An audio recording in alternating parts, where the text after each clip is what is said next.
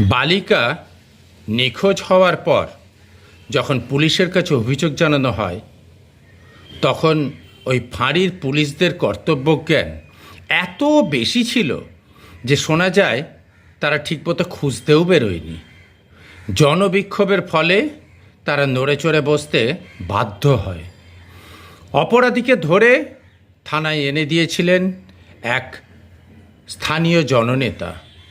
বিক্ষোভ দেখানো মানুষগুলোকে হয়রান করা, গ্রেফতার করার সময় ওই পুলিশরাই আবার প্রচণ্ড অ্যাক্টিভ।